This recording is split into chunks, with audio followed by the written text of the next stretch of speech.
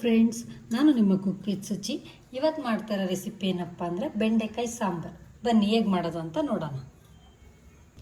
ಈಗ ಫಸ್ಟು ಇಲ್ಲಿ ಬೇಳೆ ಹಾಕ್ತಾ ಇದ್ದೀನಿ. ಇದನ್ನು ಇವಾಗ ವಾಶ್ ಮಾಡ್ಕೊಳ್ಳೋಣ. ಈಗ ಇದನ್ನು ವಾಶ್ ಮಾಡ್ಕೊಂಡಾಗಿದೆ. ಇದನ್ನು ಈಗ ವಿಷಲ್ ಹೊಡ್ಸೋಣ. ಇವಾಗ ಒಂದು ಪಾತ್ರೆಗೆ ಫಸ್ಟು ಸ್ವಲ್ಪ ಆಯಿಲ್ ಹಾಕ್ತಾ ಇದ್ದೀನಿ.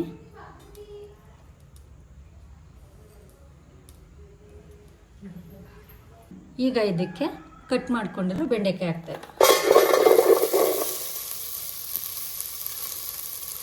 ಇವಾಗ ಇದನ್ನು ಫ್ರೈ ಮಾಡ್ಕೊಳ್ಳೋಣ ಸ್ವಲ್ಪ. ಈಗ ಇದನ್ನು ಸಪ್ರೇಟಾಗಿ ಎತ್ತಿಟ್ಕೊಳ್ಳೋಣ. ಈಗ ಇದಕ್ಕೆ ಸ್ವಲ್ಪ ಆಯಿಲ್ ಹಾಕ್ತಾ ಇದ್ದೀನಿ.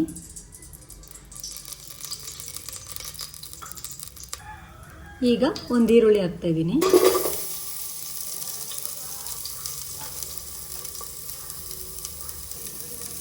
ಇದನ್ನು ಸ್ವಲ್ಪ ಫ್ರೈ ಮಾಡ್ತೀನಿ.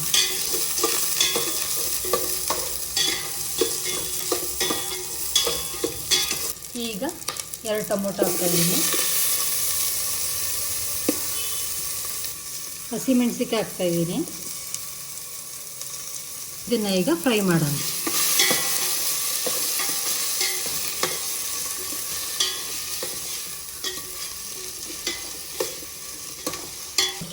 ಬೆಂಡೆಕಾಯಿ ಹಾಕ್ತಾ ಇದ್ದೀನಿ.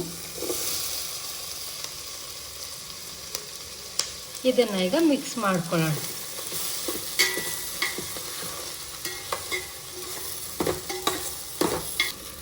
ಇದಕ್ಕೆ ಇವಾಗ 1 ಸ್ಪೂನ್ ಅಚ್ಕಾರದ ಪುಡಿ, 1 ಸ್ಪೂನ್ ಧನಿಯಾ ಪುಡಿ,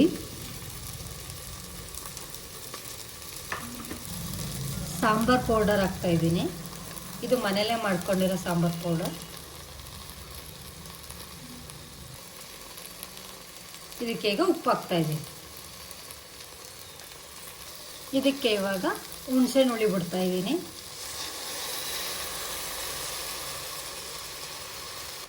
ಈಗ ಇದನ್ನೆಲ್ಲ ನೀಟಾಗಿ ಮಿಕ್ಸ್ ಮಾಡೋಣ.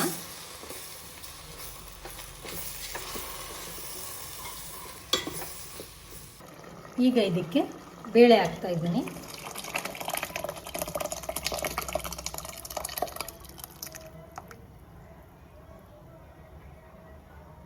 ನಾನು ನೀರು ಹಾಕ್ತಾ ಇದ್ದೀನಿ. ನೀವು ನಿಮ್ಗೆ ಎಷ್ಟು ಬೇಕು ಸಾಂಬಾರು ನೋಡ್ಕೊಂಡು ನೀರು ಹಾಕ್ಕೋಬೋದು. ನಾನು ಸ್ವಲ್ಪ ಮಾಡ್ಕೋತಾ ಇದ್ದೀನಿ. ಇದನ್ನು ಈಗ ನೀಟಾಗಿ ಮಿಕ್ಸ್ ಮಾಡ್ಕೊಳ್ಳೋಣ. ಸ್ವಲ್ಪ ಬೇಯಬೇಕೀಗ ಸಾಂಬಾರು. ಈಗ ಇದಕ್ಕೆ ಸ್ವಲ್ಪ ಬೆಲ್ಲ ಹಾಕ್ತಾ ಇದ್ದೀನಿ.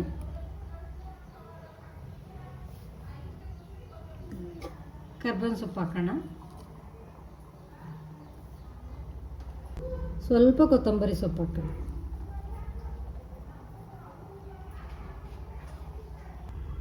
ಈಗ ಇದನ್ನು ಮಿಕ್ಸ್ ಮಾಡ್ಕೊತೀನಿ. ಇವಾಗ ಸಾಂಬಾರನ್ನ ಬೇಯಕ್ಕೆ ಬಿಡೋಣ. ಒಂದು 15 to 20 ಮಿನಿಟ್ಸ್ ಸಾಂಬಾರು ಬೇಯಲಿ. ಈಗ ಒಂದು ಒಗ್ಗರಣೆ ಮಾಡ್ಕೋಬೇಕು. ಫಸ್ಟ್ ಇಲ್ಲಿ ಬಾಣಲಿ ಇಟ್ಕೋತಾ ಇದ್ದೀನಿ. ಸ್ವಲ್ಪ ಆಯಿಲ್ ಹಾಕೋಣ.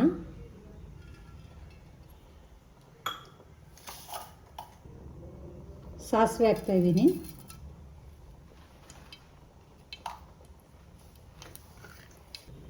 ಸ್ವಲ್ಪ ಜೀರಿಗೆ ಹಾಕ್ತಾ ಇದ್ದೀನಿ.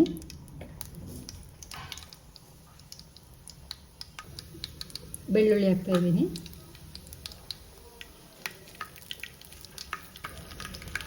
ಒಣಮೆಣಸಿಕಾಯಿ ಹಾಕ್ತಾ ಇದ್ದೀನಿ.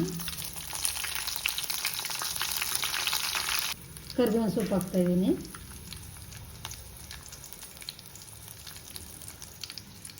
ಇದೆಲ್ಲ ಒಗ್ಗರಣೆಗೆ ಆಗಿದೆ. ಈಗ ಇದನ್ನು ಸಾಂಬಾರು ಒಳಗಡೆ ಹಾಕಬೇಕು.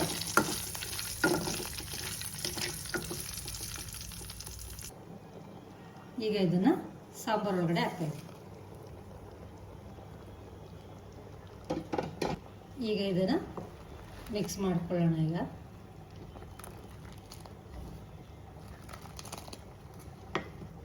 ಒಂದು 5 ನಿಮಿಷ ಬೇಯಬೇಕು. ಈಗ ಇದು ರೆಡಿಯಾಗಿದೆ. ಅದನ್ನು ಬೌಲ್ಗೆ ಹಾಕ್ಕೊಳ್ಳೋಣ. ಇದನ್ನು ಹಾಕೋತಾ ಇದ್ದೀನಿ. ಈಗ ಈ ಥರ ಬಂದಿದೆ ಸಾಂಬಾರು.